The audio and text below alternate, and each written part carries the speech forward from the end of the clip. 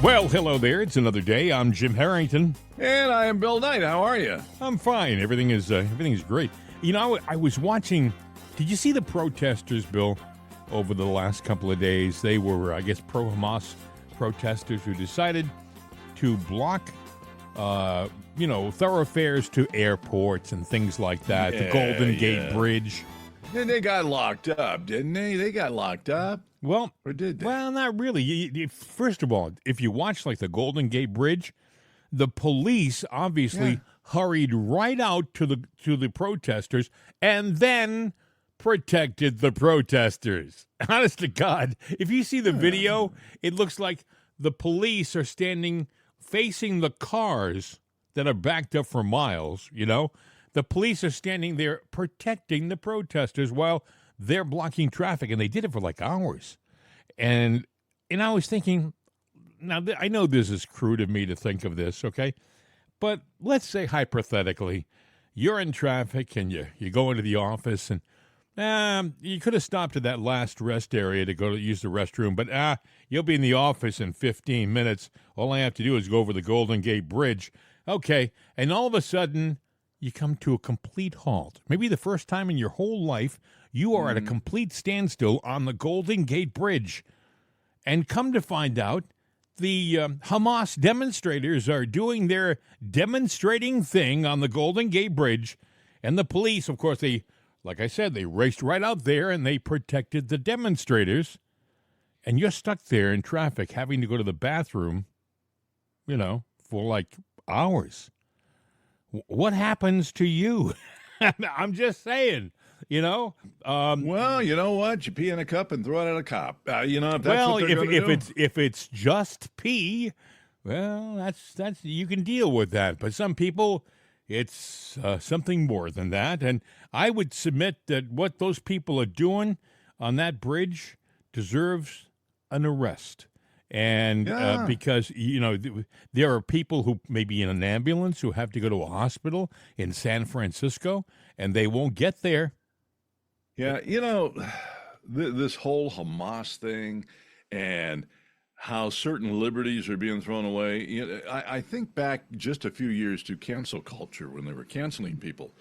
And Biden has said it, being a white guy, and we're going to be the minority here real soon.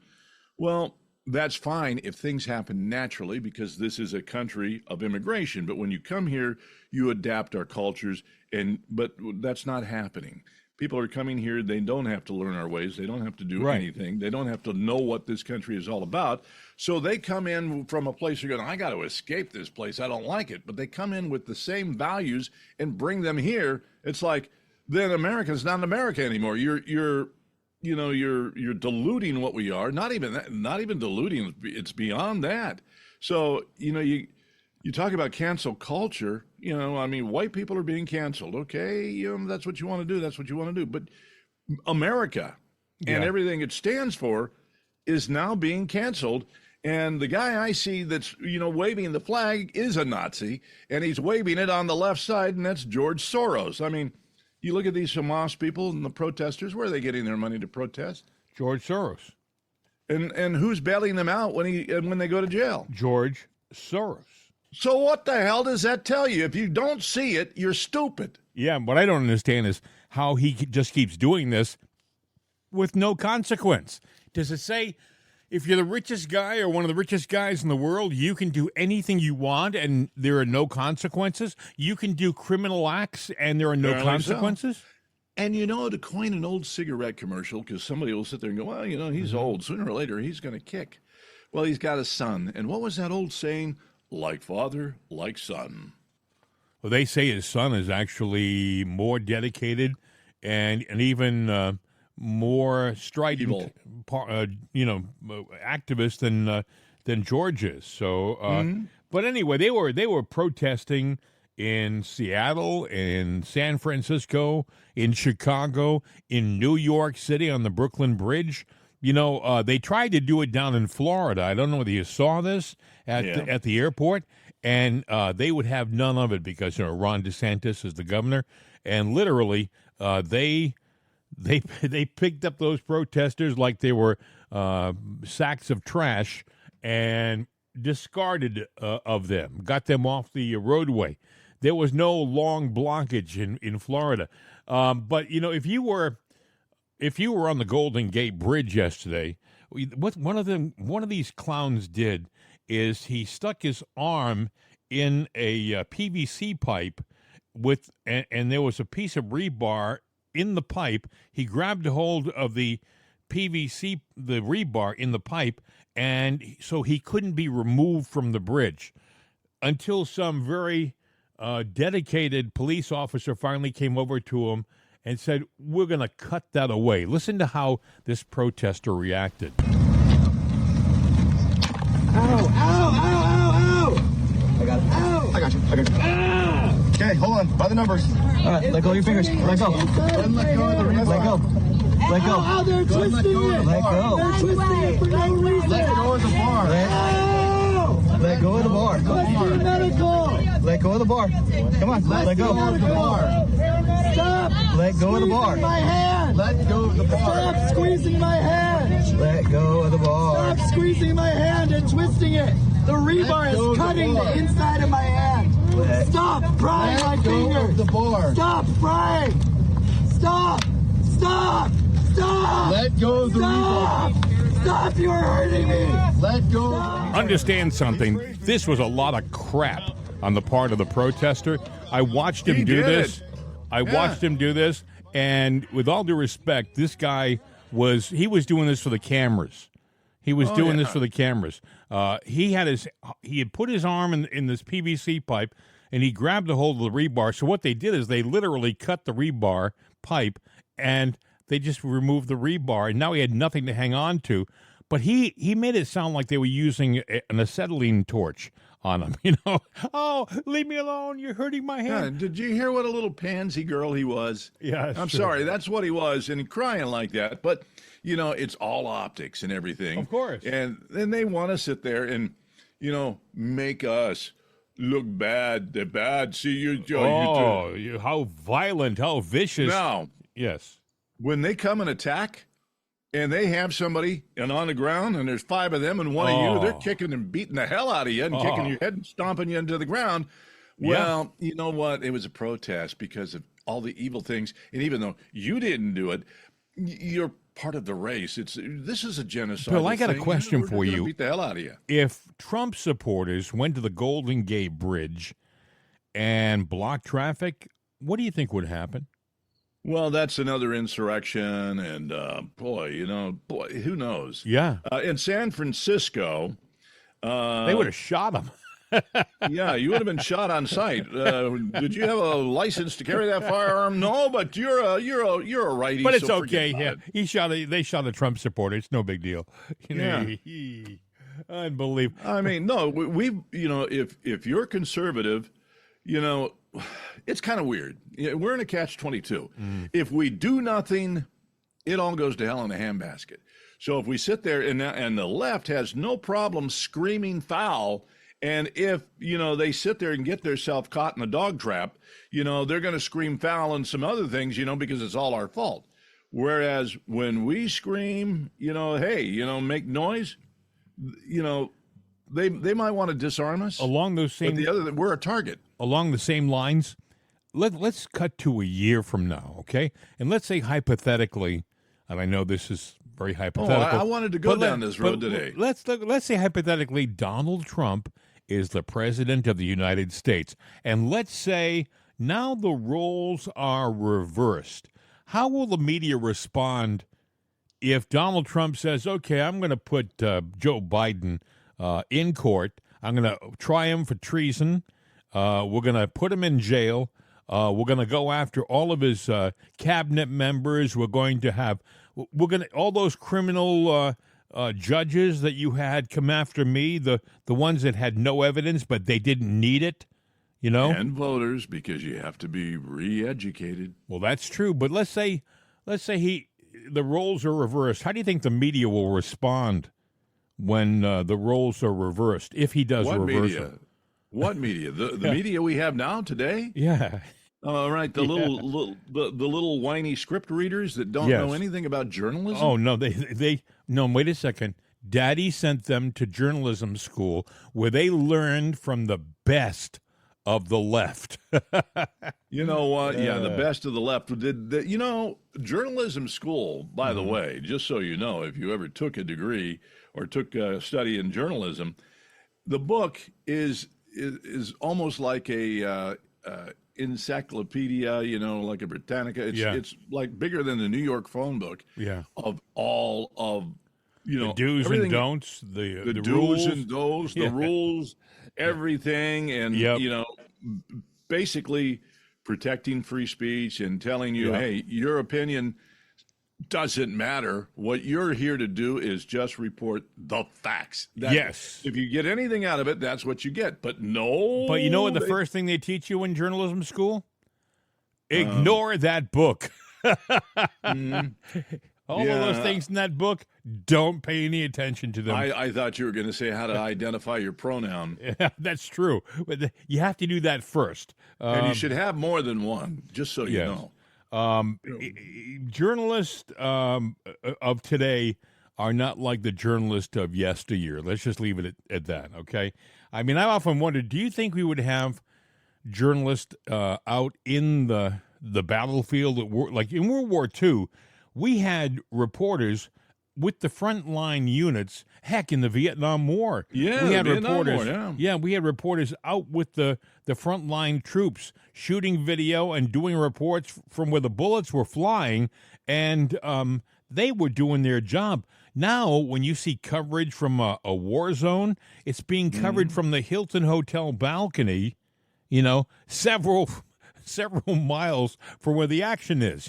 As long as they can still get room service, that's where they are. They're not doing the same kind of journalism that was done, let's say, even 15 or 20 years ago. It's Mhm. different. It truly is. I think of somebody like Laura Logan, who I think the world of. I don't know her. I have a great deal of respect for her. I think she is part of that old school of journalists who believes in integrity and honesty and decency and fairness. I think that Catherine Herridge is that way. Another journalist who believed in all those things and who the left went after and has tried to destroy. In the Mhm. in the meantime, we have clowns with no integrity pretending to be reporters and doing a miserable job. Um, you know, Bill, I look at networks like NBC, CBS, and ABC. There was a time in my life when I used to dream about working there, and then there was a time when I actually did work at CBS, and I felt so proud. I felt like I was at the Harvard of broadcasting because I was in New York at a flagship station working on the air, getting a check from CBS. I thought, boy, this can't get any better. I felt like I was around professionals. And, I look at it now and I see us. I have a friend of mine, Bill, who was an anchor on one of the news stations in New York for years. Hmm. She was magnificent and a real credit to her profession. And she thinks it's totally different now from what it was like when she Oh, was sure it is. in the business. So I mean, we could go on and on, but it is not the same profession, unfortunately. But it hides under that mask. It hides those people who are not giving you the straight scoop. They pretend to be. That's the evil part about it. When you see some network like MSNBC feeding propaganda after propaganda piece, and you think, how can they do this with a straight face? How can they have Jen Psaki? All you have to do, and it started with George Stephanopoulos, folks, when they went over and took the president's right-hand spokesman, Stephanopoulos, and made him Yeah. an anchor. The guy had never anchored anything, okay? They probably spent weeks training him how to be a news anchor, and they stuck him on television, and all of a sudden he was like the face of the network, and all the other networks followed suit. All of a sudden we Yeah. had the Joe Scarboroughs and the Mika Brzezinskis. It's all optics anymore, and it's the people that have the money that pull the strings, and the people that are qualified that train for it got shoved aside because we don't want to hear the truth. We want to hear our narrative, and that's what it's all about. And so, if you're a journalist out there, I hope you're having fun working at I don't know, destroying our country. Yeah, I mean, well, no, if you're a real journalist, you don't have a job. Yeah. You're do you want fries with that? It's like. Yeah, that's true. Good journalists, Catherine Herridge testified in front of Congress the week before last, and she said, I lost my job. I lost my health insurance, she said. People don't think about stuff like that. They think, oh, Catherine Herridge, she has to be making millions of dollars, and she doesn't want for anything. But, they're people just like you and I, and some of them don't make quite as much as you think they do, and they do rely on their health insurance and things like that, and all of a sudden they pull the rug out from underneath them like that. Some weasel in the front end who is a liberal who doesn't like Catherine's politics or the way she presents herself on television, some jealous weasel pulls the plug, and all of a sudden she's stuck. Catherine Herridge is an interesting story, and I won't get into a long dissertation, but when she was at Fox, one of her children, I believe, had either a kidney or a liver. I think it was a kidney problem. She donated, I think, a kidney to her son, or I think it was her son, but one of her children. And, she did it in Pittsburgh here. That's how I knew about it. She's an incredibly fine woman.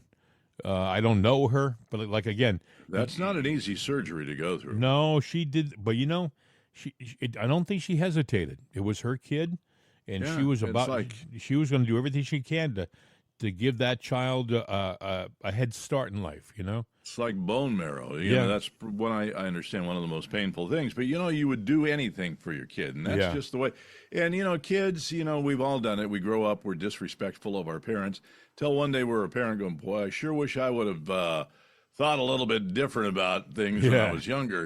Because we take our parents for granted. We when you're a kid, you look and you think they're always going to be there because they're always there for you when you're a kid. You just think that they're always going to be there. It's part of life. I mean, there's mom and there's dad and the rest of the world, Yeah, you try to do better for your kids than what was done for you, but in the end, you probably, you sit there and go, well, I wish I would have done this or wish I would have done that. They're going to come along and hopefully, up it a notch. But, in this world today, I don't know. There's so many influences and things that control you that, the natural progression of life is being interrupted. Yeah. I don't know that you saw this, Bill. Iran issued another warning to Israel. And essentially what they said is, if you retaliate to what we did to you last weekend, we're going to come back at you heavier and harder and longer. Okay? This is what Iran said to Israel yesterday. It said, we're just going to double down on everything, and it won't be quite the easy attack that we hit you with on Saturday. Now, I was listening to this articulate young woman. She's Iranian by birth. She lives in England, and she was talking about, when you see these Hamas supporters out there in on the Golden Gate Bridge and the Brooklyn Bridge and all these places, and they're pro-Hamas and they're pro-Iran. She was saying, you're not doing the Iranian people a favor by supporting the Iran regime because they are not they're not voted in. They are not democratically voted into power. They just took it and they've held on to it, and you're stuck with them, and they're doing their bidding. They're not doing the bidding of the Iranian people. Listen to what she said. Hi, Iranian woman here. It's become very apparent that you haven't been listening to anything that we've had to say for the past 2 years. But I was wondering if you could just lend me a few minutes of your time in this ungodly hour to hear us now. We've had to watch over the past 24 hours, people clambering onto the internet to exclaim that Iran has the right to defend itself. In what capacity have you distorted this story to make the Islamic Republic the victim? That's I think what we're most curious about. When we were screaming for the past 2 years that they were lynching us, where were you? When we were screaming that they were killing Iranian women for not wearing a hijab, where were you? When they were lynching Iranian men from cranes for protesting, where were you? When we were explaining that this is a terrorist occupying force, where were you? But all of a sudden, everyone's graduated from Instagram School of Law to say that this is a violation of international law and Iran has the right to defend itself. First of all, you're not talking about Iran, you're talking about the Islamic Republic. What the Islamic Republic does is not a reflection of the Iranian people. We've been clear about what we want, which is peace. Second of all, you may have discovered the Middle East yesterday, but the Middle East didn't start existing yesterday. If you want to talk about an act of war, just a few days ago, a federal court determined that the attacks on Israeli embassies and Jewish centers in Argentina were conducted by the Islamic Republic and Hezbollah. That was in the 90s. That was in the 90s. Was that an act of war? How about the terror proxies that the Islamic Republic has created to foster regional instability? What did you think that they were there for? What did you think Hezbollah was there for? Hamas, Houthis, the militia groups in Iraq and Syria. Did you think that they were there to instigate a system of public schooling, education, to feed the poor, house the unhoused? What did you think that they were there for? Is that an act of war? Was October 7th an act of war? Are the rockets that Hezbollah fires into northern Israel on a near daily basis an act of war? And so when these senior IRGC commanders meet up with Hezbollah in an IRGC military base, okay, not an Iranian embassy, and Israel strikes, your response is to say that that is an act of war. If you had listened to us for the past 2 years, much less the past 45 years, you'd know that Iranians don't want war with Israel. We want peace with Israel. Iranian people inside of Iran have come out and said this over and over and over again. It's you that wants war with Israel. It's your hatred for Israel and your hatred for Jews that's pulling us into a war that we didn't ask for. Have we not suffered enough for the past 45 years that we now have to be used as pawns for your fantasies about war with Israel? Leave us alone. We don't want that. So if you want to support the Islamic Republic in putting Iranians' lives at risk and everyone's lives at risk, they just killed a 10-year-old Bedouin boy for this. Is that what you wanted? Then just come out and say that with your whole chest. Say you support the Islamic Republic in their continued aggressions that put everybody's lives at risk, but don't say Iran. For 2 years, we asked you to come out and say free Iran, and now you want to speak up to put our lives at risk and say go to war, Iran. You are no friend to the Iranian people for that. That's Elisa Laban, a British-born Iranian attorney and activist, and she's a very articulate young woman. And that's the audio to a video she did. That video did 3 million views in less than 24 hours. 3 million views. Did she strike a chord? Attention. Yeah, she did. Yeah. You know, I grew up at a time when Iran was very democratic. It was actually a tourist attraction. The Shah of Iran was kind of a glamorous royal figure, and the people lived well. There were no hijabs, there were no walking around covering your head and your face and stuff. It was a kind of a westernized jewel in the Middle East. And then Jimmy Carter came into office, and Jimmy Carter turned his back on the Shah, and the Shah had to literally escape with his hide. He literally hightailed it out of Iran because if he didn't, he would have been strung up and killed by the extremists.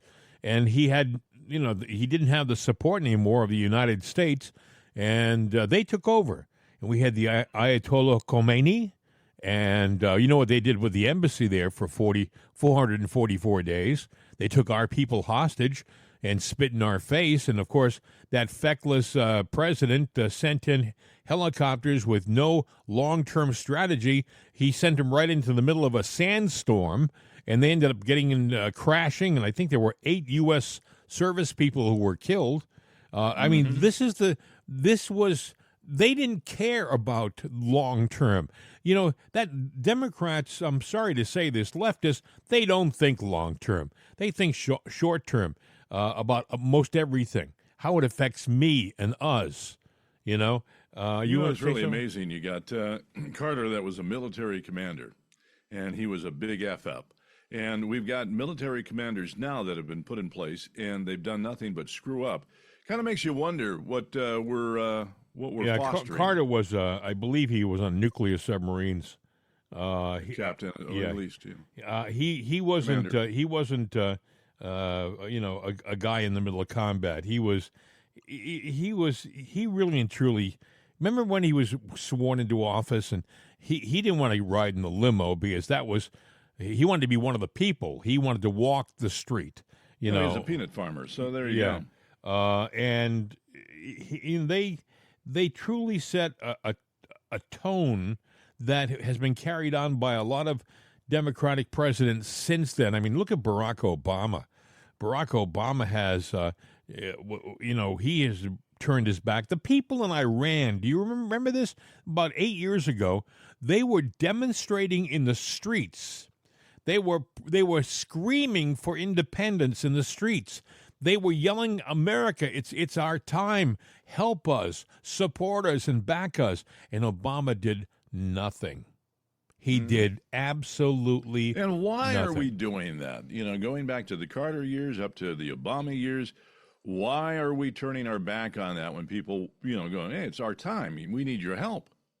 It's because I truly believe that a guy like Obama has more in common with the regimes than he does with the people who want independence and democracy.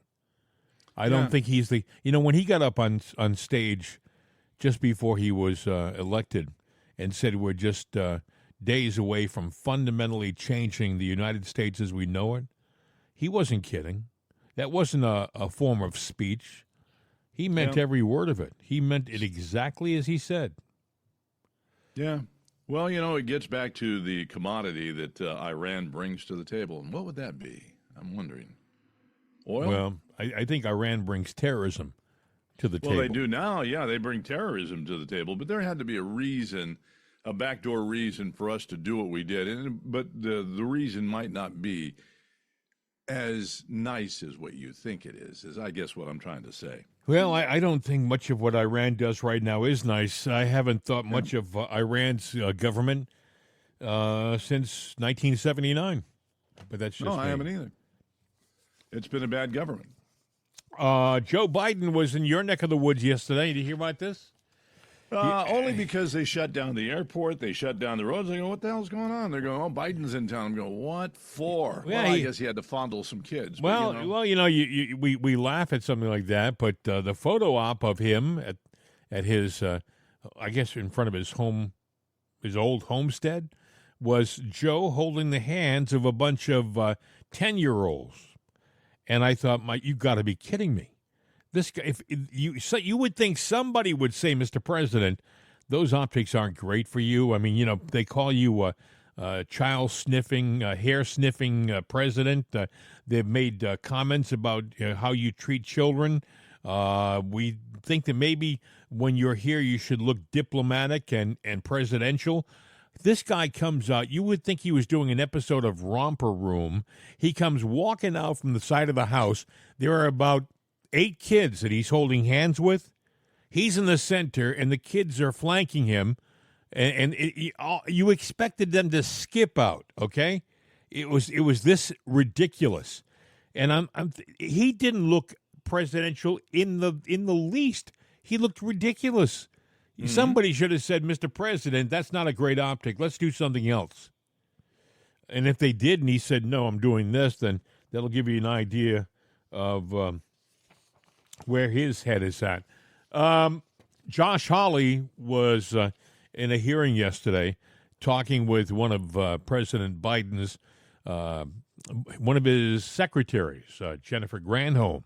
And, she got caught lying to Congress, to the Senate. And Josh Hawley was having nothing of it. Apparently, she had testified under oath that she had divested herself of all of her stocks. And then the Senate found out that's not true.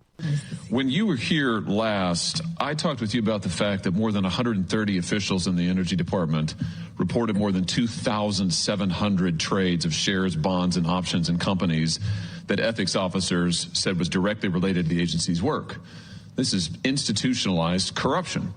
And I asked you point blank, do you own any individual stock? And you told me, no. Let's just look at it. It was not a difficult question. Do you own individual stocks, Madam Secretary? You said no. In fact, you repeated it 3 times to me. No, no, no. Turns out that was false. You did own multiple individual stocks, and you neglected to report it to this committee for months afterwards. Why did you mislead this committee? Oh, my goodness. That was exactly my response. So why did Senator, you mislead this committee? I believed that I had sold all individual stocks, and I was incorrect. So I came back. You just don't know your portfolio? Pretty much. It's a big one, I guess, huh? No, it's extremely small. Apparently not. Someone manages it for you? So I came back as soon as I found out that, in fact, I had not sold all individuals. Wait. No, that's not true either. Let's just look at the timeline. Let's not. I just remind you, you're under oath. Madam Secretary, you testified you didn't own any individual stocks. You didn't sell the stocks for a whole nother month. And after you sold the stocks, you waited another month before you informed this committee. Why did you mislead us, and what were you hiding? Why did you wait so long? Why did you hide this? I did not hide it because I brought it forth to the committee when I realized that we had made a mistake. Really? What explains the delay? Why did you wait for a full month to explain your actions to this committee, your false testimony? That's less than a month, and I sent a letter explaining what had happened. May the 15th to June the 9th. Are we going to? I owned a Ford stock that was. You misled this committee, and you wait. What were the stocks? What were the stocks that you owned? It was a Ford stock that my husband had owned since he was very young, and I just was not aware of it. And what were the others? You sold 6 stocks. What were the other 5? I sold non-conflicting stocks. What were they?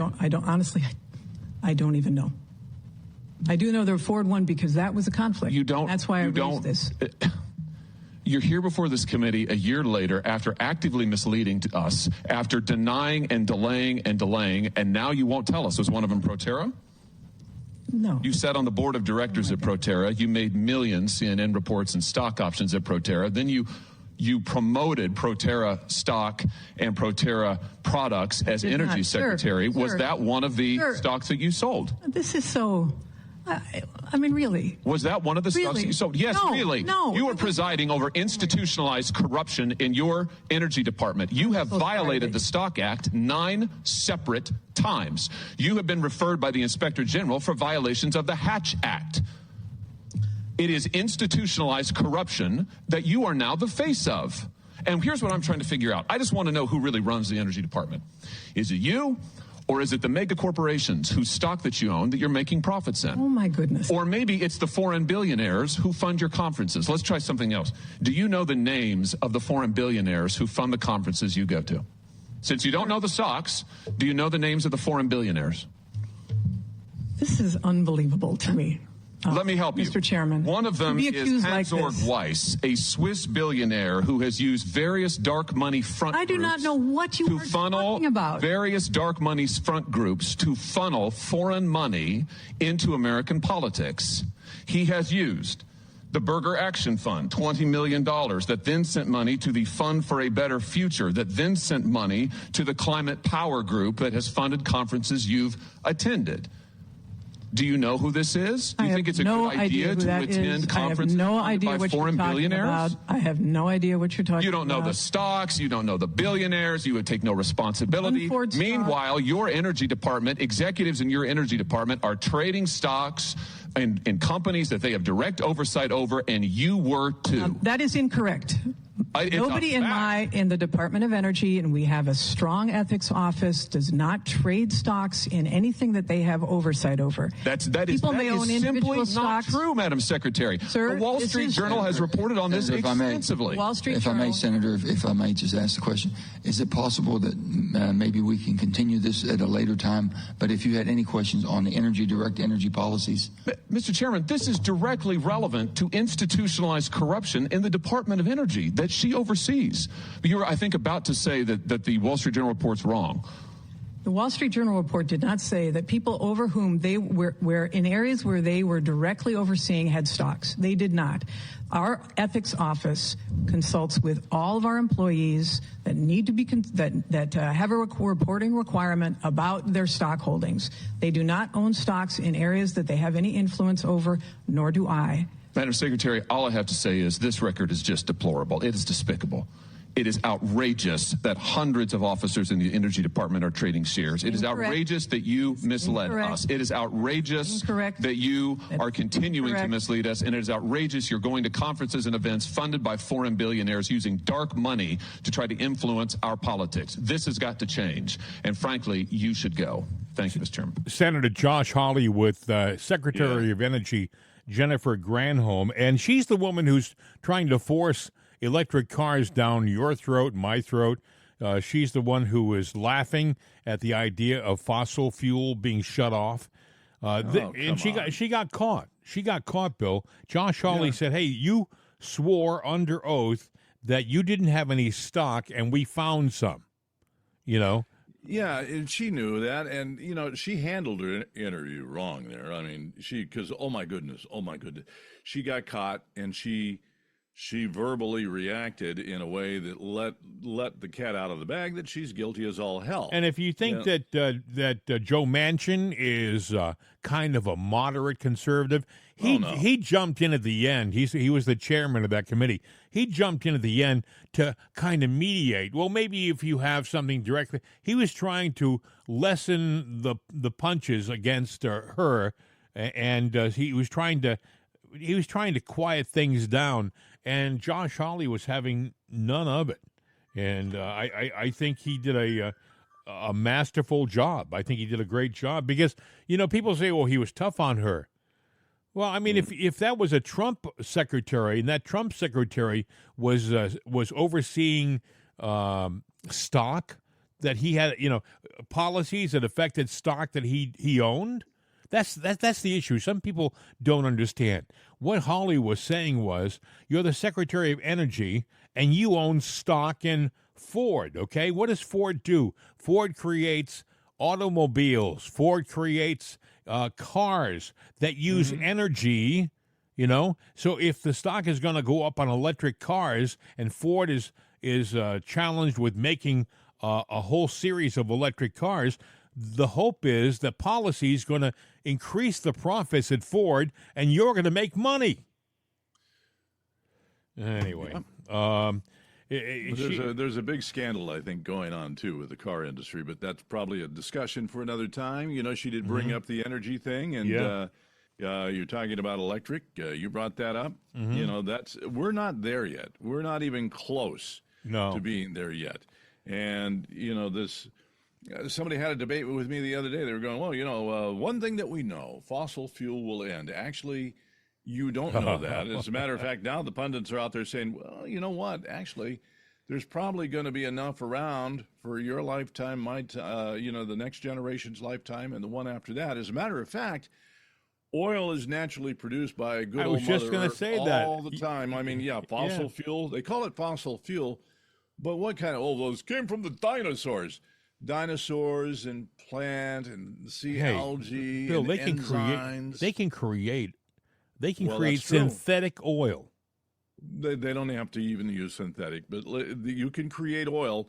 The natural process takes 1 million years. The natural process, but it was one of the threes in the OOs. It was either 2003 or 2013. You can Google it if you want to about oil production, but they actually condensed 1 million years into 1 hour to make, take, basically plant life, rotten plant life, and turn it into oil. Now, where else can you get oil from? Believe it or not, I hate to go this way, but you hold the key and I hold the key and everybody listening holds the key. Apparently, we produce 128 billion pints of, or liters, of human waste a day. And that's like in the United States. You can make oil from human waste? Exactly. Yes, you can. You can make crude, and a high-grade crude. So, get off this. I wouldn't horse. say, Bill, it has to be refined. We should point that out to people. It has to be refined. Don't think I could just back up to the tank and here I go. No, it's not that easy. But, they could modify the reprocessing plants where it all goes and probably extract what they need. You find the car's running a little rough, Mabel? Tends to backfire, a lot. The dog, come on, shut up. Anyway, it's one of those days. It was a busy day for hearings yesterday. Mayorkas, the waste of space that they call the Secretary of Homeland Security, he's being impeached. And Marjorie Taylor Greene grilled him yesterday. Listen. Greene, the gentlelady from Georgia, for 5 minutes of questioning. Thank you, Mr. Chairman. Mr. Mayorkas, we do not have a country without a secure border. And we cannot have a safe country. We cannot protect our own democracy without protecting our elections. That is a fact. The open border is the #1 issue across America in poll after poll. And that is exactly why this committee impeached you.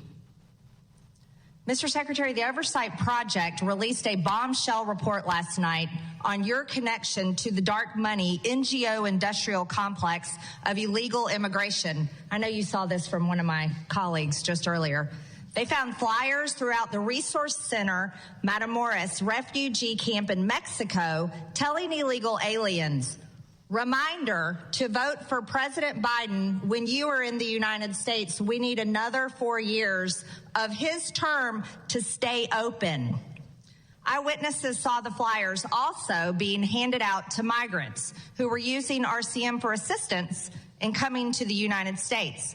In an audio recording, the founder of RCM, Gabby Zavala, by the way, we maybe should subpoena her to the committee, agreed that they need to help as many people as possible before President Trump gets reelected. RCM is an operation that houses functions for the Hebrew Immigrant Aid Society, which helps migrants enter the United States, and you're familiar with their work. We know that you served as a former board member of this group that funds illegal immigration. And they're very proud of you, Mr. Secretary. They congratulated you on your nomination. You worked as a board member of an NGO that is working in conjunction with other NGOs, which are not only financing the invasion of the country, but also telling illegal aliens to vote in the United States elections. They are telling illegal aliens, non-citizens, to come vote for Joe Biden. That's your boss. This is corruption at the deepest level. As a matter of fact, I would call it treason. It's treason because these people have declared war on our citizens by raping our women, our children, and murdering people. Like Laken Riley, you're familiar with her, right? Congressman Art Briggs. Are you familiar with Laken Riley? I am familiar with the case. You should have deported her so that she could be alive today. Her parents would have appreciated that. And also Kayla Hamilton, who was brutally raped and murdered by a cartel member. Her mother came and spoke to us. She didn't deport him either. You let him in the country. You, Mr. Secretary, have allowed over 10 million illegals, probably higher than that, could be closer to 15 million, we don't know, to invade our country. You've allowed the cartels to make billions and billions. As a matter of fact, you're probably the best business partner they could ever have. They make all this money in human trafficking and drug trafficking at our border. You've allowed approximately 300 Americans to be murdered every single day from fentanyl that comes across our border. And now you're aiding NGOs to steal our elections through your budget. I demand proof of citizenships in our elections, and that is something every single member of Congress should care about. We don't need illegal aliens voting in our elections. We're supposed to be here talking about your budget, but we're talking about how money is being used to make sure people come into our country are able to get a social security number in which they can register to vote. And on that note, Mr. Mayorkas, I demand that Chuck Schumer holds your impeachment trial in the Senate, because that's exactly what we should be focused on right now. Mr. Chairman, I yield the remainder of my time. Marjorie Taylor Greene, don't hold your breath, Marjorie, because Chuck Schumer is talking about not having the trial. That would be like a first. But he's filled with first. Chuck Schumer, the rules are made for thee, not for me. That's how he acts. I thought she was magnificent. You know, Bill, I was thinking what they should do for the elections, just a thought, this is from me, is each town, each city should put police officers at the polls. And if somebody tries to vote and they're not a citizen, arrest them, because that's another crime. You know? Yeah. Number one, I agree with her. You know, you should be a citizen of the United States and prove that. But here's one step further that they're not talking about, because Joe wants to give away these citizenships. And he can, with the stroke of a pen, make it blanket. They're all citizens now, and they vote. You know, if you become I don't think he can do that, Bill. I don't think with the strike of a pen he has the ability. You know, he's going to try. He's trying to get them in any way he can. They want to eliminate the fact of being a citizen, but let me finish the point. The point is, okay, they become a citizen. They still don't really understand the United States and the values that it is. I think you have to sit out an election. Just because you come here and become a citizen doesn't mean, you get to vote right away.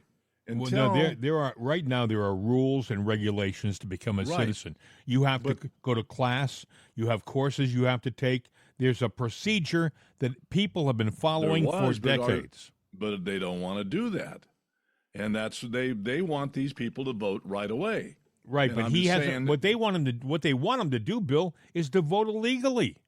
They want him to go to the poll and vote illegally. See, they can vote illegally without being citizens, because when I go to the poll, they don't even ask me for an ID anymore. No, they don't ask anybody for an ID, but we need to make it clear what the rules are, because we've talked about it in the show before, that when you wanted to be a citizen, you did have to go to class, and you did have to know a lot of things, probably a lot more things than, it was taught in school that most of us don't remember, or we remember, but a lot of the young kids, they weren't taught. Yeah. What were the 13 original colonies, blah, blah, this, blah, blah, that. But either way, they didn't know anything about what America, how it came about and what it's for and what the cost was. That needs to be brought out to where at least people can see what they're trying to circumnavigate. America needs to be woken up. I do think that if you put policemen at the polls, and if somebody comes in there and they are not somebody, let's say, who wasn't registered last time around, ask them some questions. Where are you from? How long have you been here? How did you get here? And if they say, well, I came across the border, well, you're not a citizen, are you? No. Well, why are you trying to vote?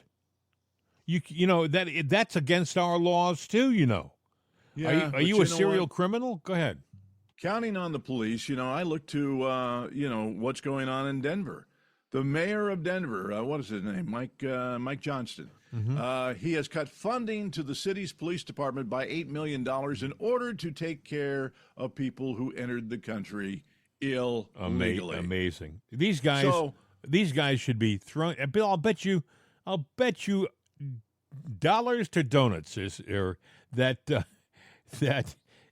George Soros backed that mayor. Absolutely. He's a Soros-backed mayor. Well, look, Soros, he's backing. He's paying for Hamas, the protest. He's paying for the bail for them.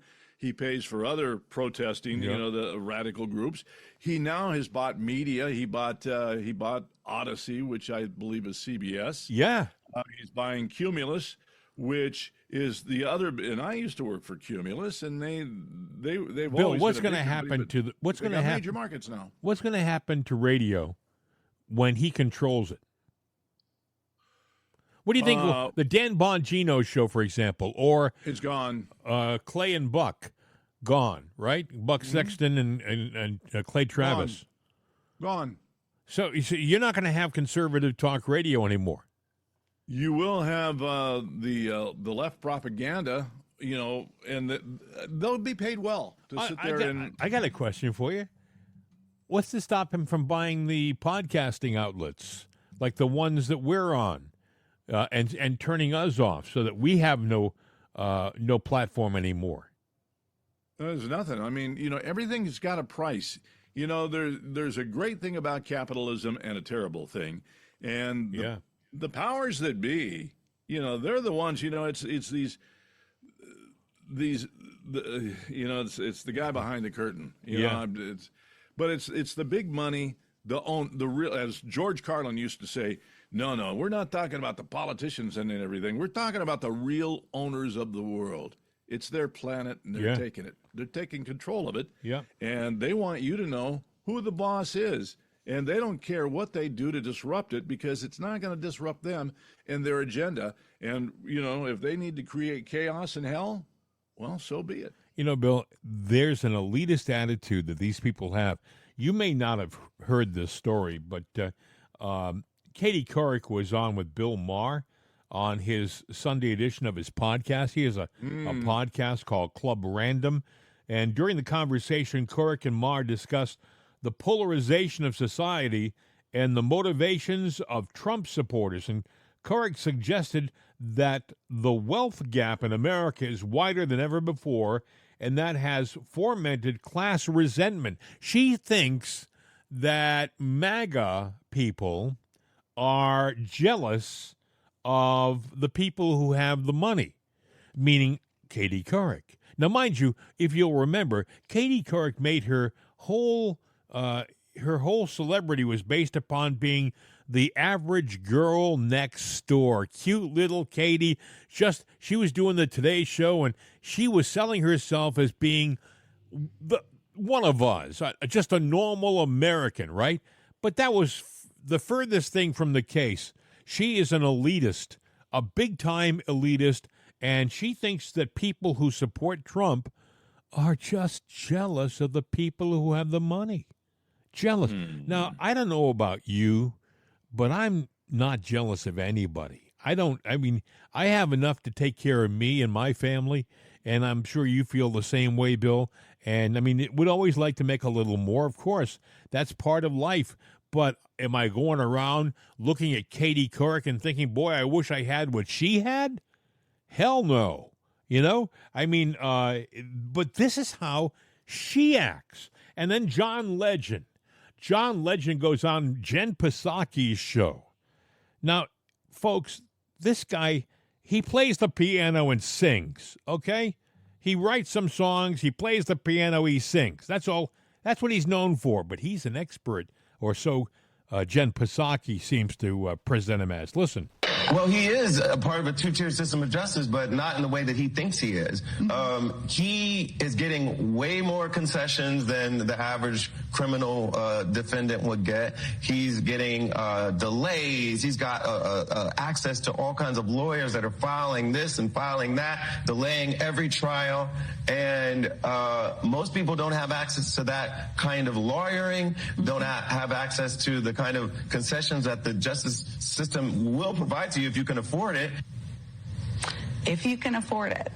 You can catch the rest of my conversation with John. That's Jen Psaki, and I'm not going to give her any promotional time. But that's John Legend, okay? And John Legend, he's a talented guy, but 150 years ago, he would have been playing in a bar. He would have been playing a piano in a bar, making tips because there was no media at the time. There was no records. There was no radio. There was nothing, okay? But today, because of the times that he was brought up in, the guy is a multimillionaire. He's lauded. He's praised. There's so much adulation towards this guy because, my God, he's John Legend, okay? Well, we made him rich, though, and we've made all these celebrities that are shoving it down our throat rich. Look at Johnny Depp. Now, I don't know his political persuasion. I can only guess. He's a leftist. Yeah, there you go. I didn't have to guess. Yeah. Okay, this guy and the Pirates of the Caribbean, but now he's going to buy apparently this historic castle in Italy for 50 or is it 50 or 500 million bucks or something Unbelievable. like that. These guys have more money than brains. Really? Yeah, and really, you think about it. Okay, he's a good actor, but he got lucky with something, and then it went on, and we got to pay a lot of money to go see this guy. Yeah. Now, I believe that anybody that wants to live a certain lifestyle, you go out, you work hard for it, and you get it. But that doesn't give you the. He was the last time you may remember this. He said during President Trump's inauguration, when was the last time an actor killed a sitting president? He made a comment like that. Like he thought it was being funny, but he wasn't really being funny. Well, yeah, there was the lady that what was her name? I forget now. Famous woman that did the fake head of Trump, and all that. Kathy Gifford. Yeah, that's her. A lot of respect down the tubes for her. But the left is doing something interesting because we do see, but the news reports it a different way. They report all the attacks and they report everything that the left is doing, and because Trump bad, they don't talk about the injustice that it's all Democratic-led, Democratic judges. They're rewriting laws and rules to sit there and go after this guy, and Trump is going, wait a minute, I'm the guy being attacked here. They look at Letitia in New York. She's still going off after that $150 million bond that he secured, going, well, basically what she's saying is, Trump, your money's no good here, no matter where it comes from. We just want to take you down. Let me ask you a question, Bill. Is there going to be any justice? No. Let's say hypothetically Trump gets off and he becomes president. Will these people who have fostered these phony scenarios where they had these trumped-up charges and things, will they have to pay a price, or will they just be allowed to go on with their lives? Will the judge... Well, they should pay a price. Will Merchan, will Engeron, will James, will Bragg, will all these people get a waive? Well, would you have believed 4 years ago that the swamp was so deep? Bill, I would have thought there was a point that they would never go that low, but yet they've proved me wrong. Okay, so if America stands up and votes them out, But I mean, should Letitia go to jail for what she said? Absolutely, yeah, because they're all liars. I mean, even Fanny, whatever, and everything that she's done, it's coming out more and more and more and more and more evident. All the corruption going on. Her bed partner that she hired for $700,000 of taxpayer money, that she just. She didn't have the right to do, but she did. Nobody got paid that much money, Bill, ever. Right. I mean, look at everything. I mean, I sit here and I wonder, because there's a lot of things that hang in the balance, and one of them became apparent. They were touting the other day that Clarence Thomas was sick for a couple of days, didn't go to, a couple of hearings. Mm-hmm. And then I thought, well, he's 75 years old. Then I thought, boy, you know what? We have a 6-3 majority, conservative majority in the Supreme Court. And you're going, well, that's big. Well, it's fragile. Think about it now. Let's just take Thomas out of the picture. And that means Joe gets to a point. And now that 6-3 becomes a 5-4. And if Joe gets in one more term, he doesn't have to fulfill it, but it's the Democratic call, or the Democrats' call, Now it will go down to, if we lose one more person, Hey, it would flip. we forget that 2-3 years ago, they tried to assassinate Kavanaugh. A guy was stopped on his front lawn of his house. How do you know if he got some kind of virus? He's 75 years old. Anytime you're 50 or older, Oh, you mean you're prone to anything. 75, you mean, which one is 75? Thomas. Yes. So I'm saying when you're 50 and above, you're prone to maybe catching a little virus here or there. Who's to say, well, we can't just make it obvious, so we'll make him sick. You know who's sick, Bill? I think Sotomayor, the Democrat, is sick. I think she has diabetes, a very, very bad case of diabetes. She has to travel with is it a physician or with a nurse? A physician's assistant, somebody in the medical profession has to travel with her. Yeah, they want to sit there. And, well, they're the Democrats are saying she should step down so they can appoint another Democrat into that seat. Yeah. This is a Game of Thrones. It's a chess game to sit there and see. Yeah. But I'm just saying, you don't realize how fragile things are in this election. It is Sotomayor. Is it Sotomayor or the other lady? I forget. She's up there, but she's very ill. Yeah, Klobuchar. No, anyway, I think it is Sotomayor. Anyway, my friend, a lot of things going on in our world. We talked about Iran threatening Israel. I think that's going to go over poorly. I think Israel is still going to counterattack. I think Israel has just about had it with Iran's administration. I think, if anything, Bill, I think that they're going to go after the head of the snake this time. They're not going to go after peripherals, and that's why there's the delay.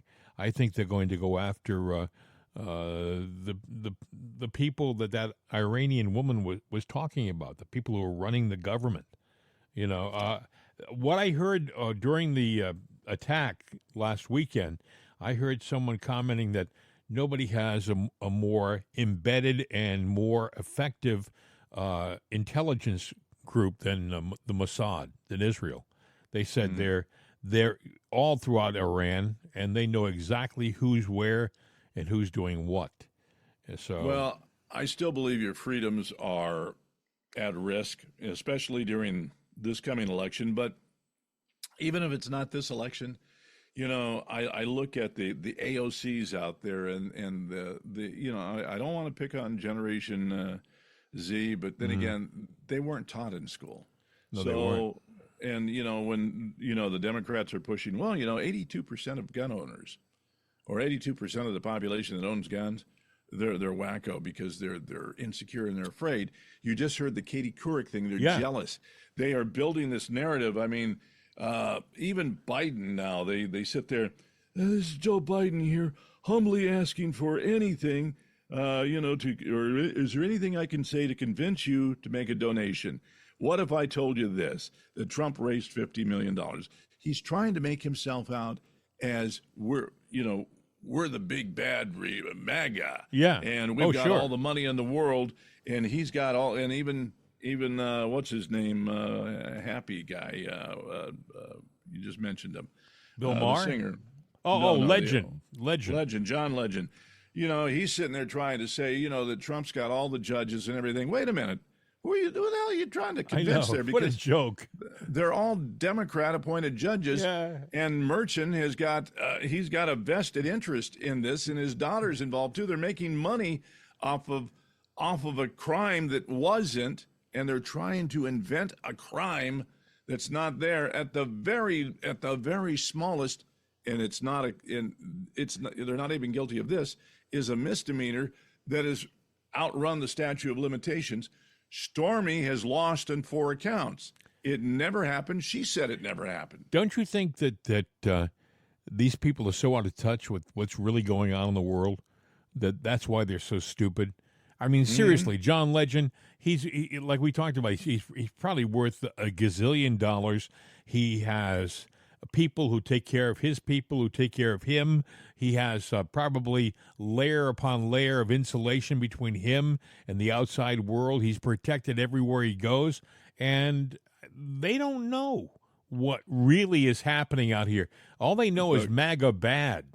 Yeah, the greatest thing that ever happened was the creation of this country and your Constitution and your rights. Get the book, read it. It's thin. You can read it probably in the course of an hour, 2 hours at most, and you'll come away with, wait a minute, I didn't know that I had these freedoms, but they're slowly going away. The right to own guns, I mean, the thing that they did about, they were taking away rights from gun shows. Well, those loopholes, they never really existed that they were going after. And the high capacity clips, 9 or less or 10 or less. You know what happened the day that they said this goes into effect? Everybody ran out and bought the high volume clips, because they know. But I would project that, the Supreme Court at some point in time will flip and go all liberal again. And liberalism and freedoms to me is selfishness. It's not what is good for everybody. It's what I want. You just talked about it. You just talked about Odyssey. We're going to lose free speech. We're going to lose conversation. We're going to lose two-sided conversation. Because right now, if you want to talk with a liberal point of view, do a podcast. You can go do a podcast. No one's stopping you from doing a podcast. Go out and do your podcast and say what you feel.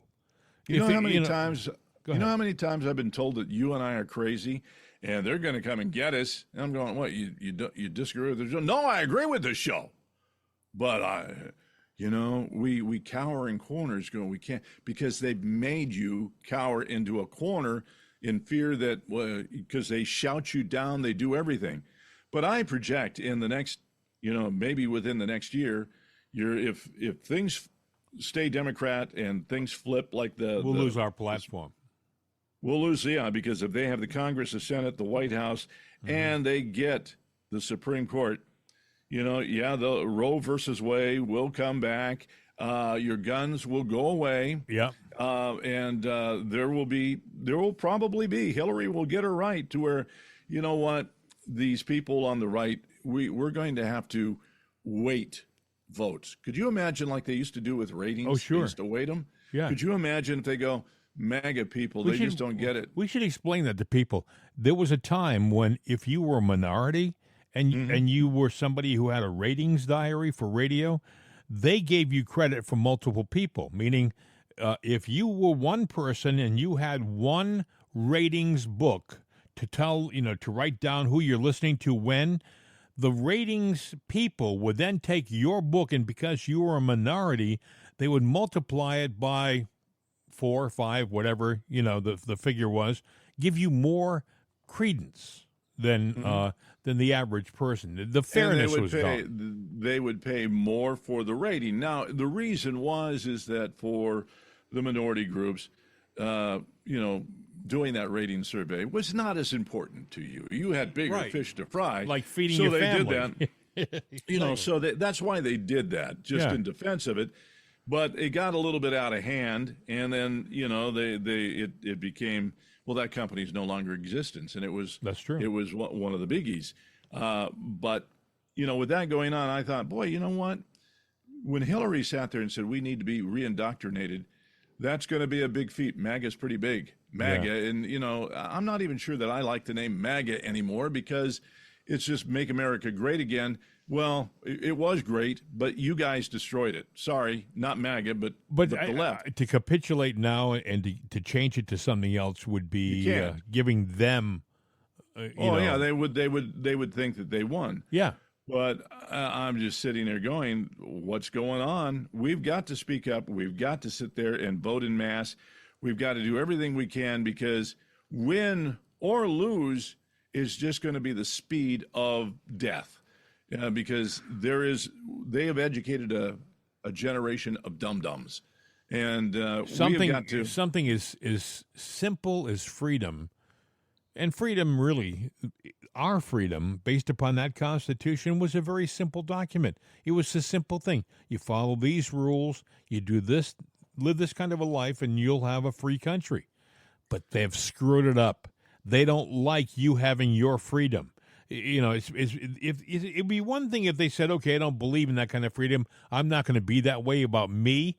But they don't want that. They want to affect your life. They want to take your freedoms away. You know, they want to take Bill Knight's right to speak, Bill Knight's right to carry a gun. Exactly. All those things away. You know, this is how we're living right now. The left they don't live a personal life. They want to grab everybody. What's interesting is they're saying that, you know, gun ownership in the United States needs to go away. But, you know, there was, about 2 weeks ago we reported there was a movement out there that illegals have the right to own guns. Hey. Wait a minute. Hey. We don't and they do? Yesterday there was a story, a guy in Newport Beach, California, a very wealthy guy. His house was being broken into, and he had guns. And he used them, and I guess he shot the would-be home invaders, and one of them was hurt, and the other guy went outside and committed suicide. I don't know why he did that, but he was obviously not the most stable human being, but he shot one of the guys, and the other guy, I guess he was pinned down, and he figured, well, I'm not going to go to jail, and he shot himself. But the point is, the sheriff of Newport Beach said, hey, if you didn't have your guns, it would have been a whole different situation. Congratulations on saving your family. In California, you know, they don't want you to own guns. I know. No, I mean, my little liberal friends out there go, oh, you don't want to have guns, man. We want to be safe. We want you to get rid of your guns. Well, don't worry about it. You live in Pennsylvania. Exactly. They want you to not have guns, and you live in Pennsylvania. The ones they want nobody to have guns, but you know the bad Right. guys always have guns because you know what? The bad guys go by a simple rule. There ain't no stinking rules. We have guns. That's exactly right. You think you want to defend yourself? No, you don't need guns. You don't need to defend yourself. Just I'll leave you alone. Hey, see this gun? It's going to be aimed at you. Yeah. Give me your money. How many bad guys register their guns? I mean, how many bad guys have guns that are legally purchased? Come on, hey. Oh yeah, my serial number of my gun. It's on file. I filed it off. You know, exactly. hey. Exactly. Hey, listen, if you want Look to it up. if you want to contact us, our number is well, actually, all of our information is on our website, www.itsanotherday.com, www.itsanotherday.com, or www.jimandbill.com, and you'll find our phone number, our email addresses, everything is right there. Well, you know, I think I got to go clean the gun that I don't own. You know what I'm saying? Yeah, So until then, yeah, you know, I'm going to go check the files on it. Anyway, until then, hasta la vista, baby. We're out of here.